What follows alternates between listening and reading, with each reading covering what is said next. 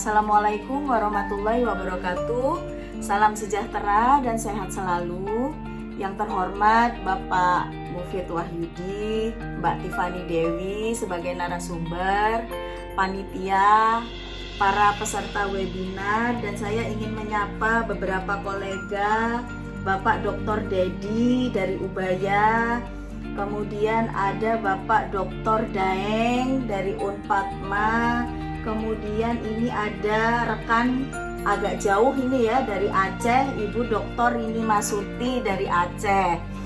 Yang terhormat juga seluruh peserta webinar.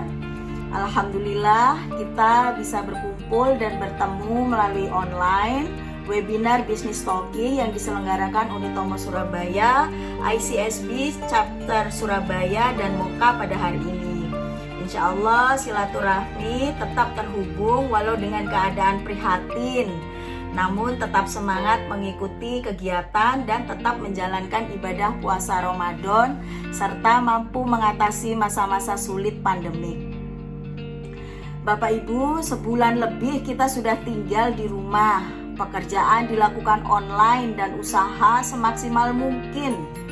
Segala kebutuhan kita beli dari rumah.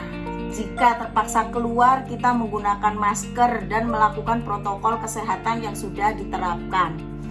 Pertama, saya akan menggambarkan latar belakang bahwa krisis yang kita hadapi adalah maha dahsyat.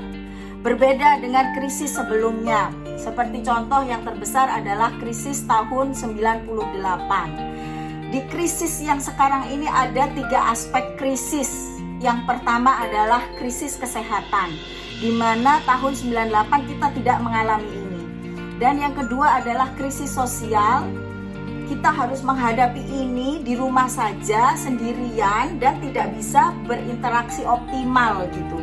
Kemudian yang ketiga adalah krisis perekonomian yang jelas sangat dirasakan, terutama di sektor UMKM dan menengah ke bawah karena mengalami begitu banyak tantangan.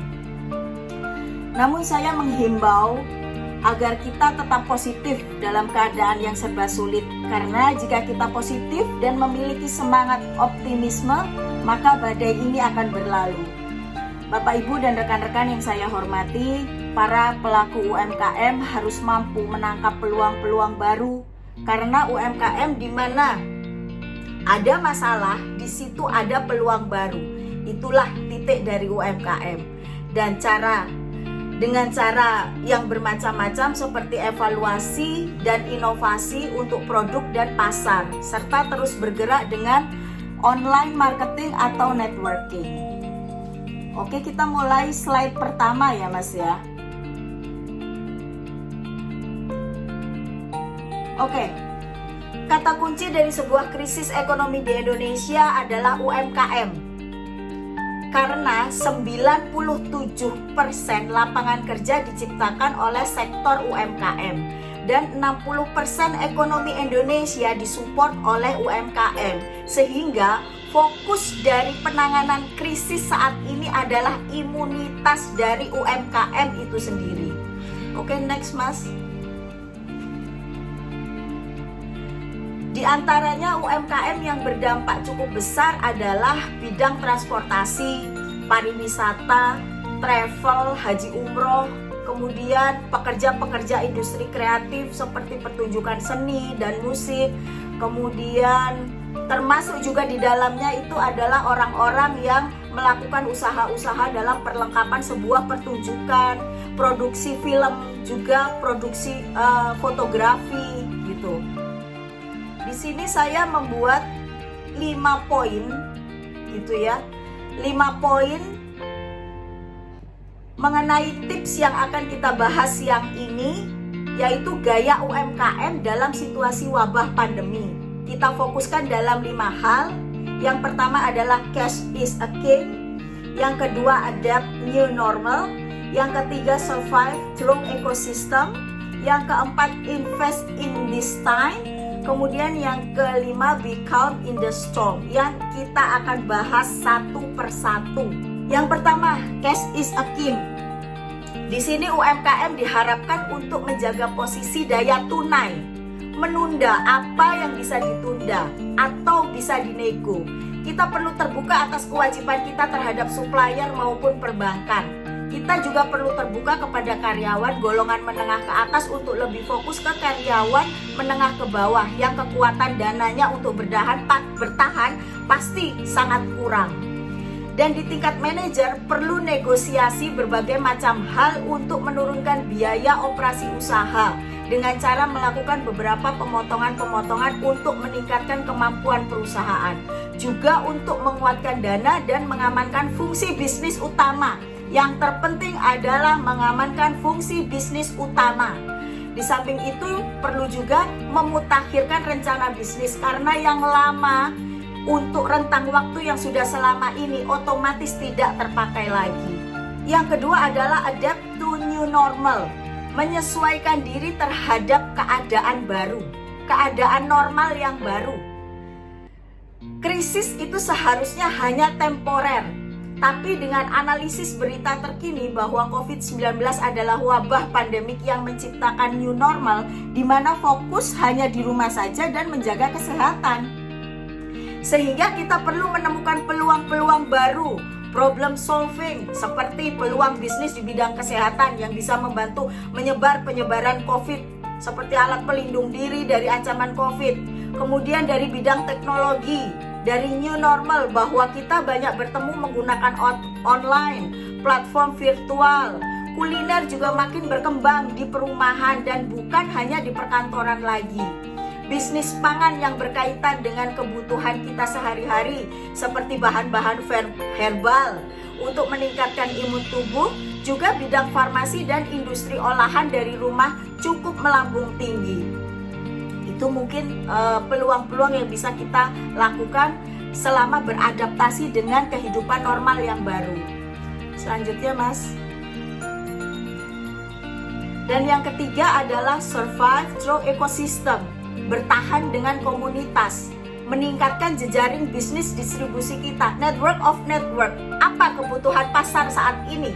Segala hal tentang peningkatan imun, pencegahan COVID sangat diminati. Maka para UMKM harus cepat mencari alat-alatnya seperti masker, kemudian hand sanitizer, bahkan perlu juga penggantinya seperti jeruk, pengganti vitamin C, kemudian wortel, pengganti vitamin E, serta tomat, pengganti vitamin K, vitamin C gitu ya. Yang menjadi tes di masa depan tetap digitalisasi sehingga tools yang ada di genggaman kita harus menjadi bagian dari produksi dan distribusi. Jadi kita punya handphone jangan hanya dimanfaatkan hanya sebagai handphone. Dengan handphone kita bisa berkreasi apapun yang kita butuhkan yang terkait dengan digital gitu. Dan sesi-sesi seperti ini sangat dibutuhkan gitu ya untuk saling menyemangati gitu di antara pelaku-pelaku UMKM dan pemerhati-pemerhati UMKM gitu. Kita perlu saling menyemangati dan membangun peluang jejaring. Selanjutnya Mas, invest in this time, bekerja di rumah, memiliki waktu yang lebih efisien ya Bapak Ibu, sehingga kita juga memiliki cukup waktu untuk upgrading skill dengan cara membaca buku, mengikuti pelatihan online, dan hal-hal yang dapat meningkatkan kualitas diri kita dan keluarga. Seperti yang saya sendiri alami bahwa yang tadinya saya itu setiap kali mengedit video, mengedit foto, saya harus minta tolong gitu ya dengan staf dari Humas Unitomo atau minta tolong teman gitu. Tetapi dengan kondisi sekarang ini lebih banyak di rumah, kalaupun harus ke kantor harus kita hanya piket aja beberapa jam di kantor, kemudian saya harus bekerja lagi di rumah. Saya justru makin banyak belajar untuk bagaimana cara kita mengedit video gitu, sehingga saya juga bisa menghasilkan beberapa konten-konten YouTube yang insya Allah harapannya adalah saya bisa tembus 4.000 jam dan 4.000 jam untuk mendapatkan monetize gitu ya. Jadi dapat duit gitu dari Google. Padahal Bapak Ibu selama 2 bulan belum ada 2 bulan, mungkin 1,5 bulan, itu saya membuat video-video. Saya tidak peduli itu akan ditonton atau enggak, yang penting saya membuat video-video itu sudah 3.200 jam tayang. Padahal yang saya butuhkan adalah 4.000 jam tayang dan 1.000 subscriber untuk dimonetize dan mendapatkan uang dari Google. Itu dalam 1 tahun. Kemudian next mas, yang kelima, be calm in the storm. Tetap tenang dalam wabah. Kita boleh khawatir, boleh waspada, tapi harus tenang. Jangan mengambil keputusan yang ekstrim dan drastis. Dan untuk sementara waktu kita juga tidak perlu berpikir terlalu jauh. Sebaiknya kita berpikirnya day by day atau week by week. Karena perubahannya cukup dinamis dan turbulensinya cukup tinggi, sulit diramalkan, sehingga jangan beresiko dengan berpikir terlalu jauh. Pastikan sebisa mungkin untuk melindungi karyawan dan pertahankan orang-orang kunci yang menggerakkan bisnis kita. Rekan-rekan yang saya hormati, bangsa ini berhasil melewati berbagai tantangan krisis karena memiliki hubungan sosial yang sangat erat dan nilai luhur dengan gotong royong. Karena beban pemerintah cukup berat, apapun bentuk solusi yang diberikan pemerintah dengan situasi dan kondisi seperti ini tidak akan pernah cukup bagi rakyat.